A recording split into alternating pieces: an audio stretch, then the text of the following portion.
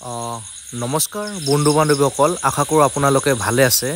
তো আজি মই আপোনালোকক ৰিমিৰ চেনেলটোৰ জৰিয়তে আপোনালোকক মই সৰু এটা ভিডিঅ' দেখুৱাব বিচাৰিছোঁ। ৰিমি এতিয়া সময় কেইটা বাজে এবাৰ দেখুৱাই দিয়াচোন।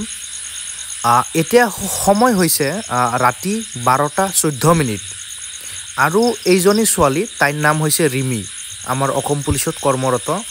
এইজনী ছোৱালী দেখাই পাই আছে আপোনালোকে যে ৰেইনকোট পিন্ধি আছে অলৰেডি। ৰাতি 12:14 ডিউটি কৰি ঘৰলৈ গৈ আছে বৰষুণৰ মাজত ৰেইনকোট পিন্ধি। আমাৰ সমাজত এনেকুৱা কিছুমান মানুহ আছে, খালি আমাৰ অসম পুলিচৰ বয়াটো বিচাৰি থাকে বা বয়াটো বিচাৰি ওলাই থাকে।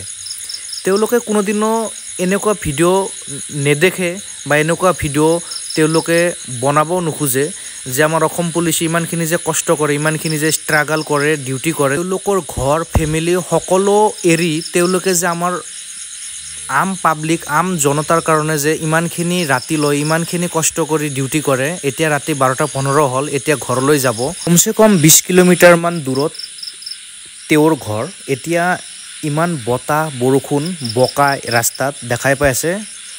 20 কিলোমিটাৰমান দূৰত তেখেতৰ ঘৰ, তেওঁ এতিয়া ঘৰলৈ যাব।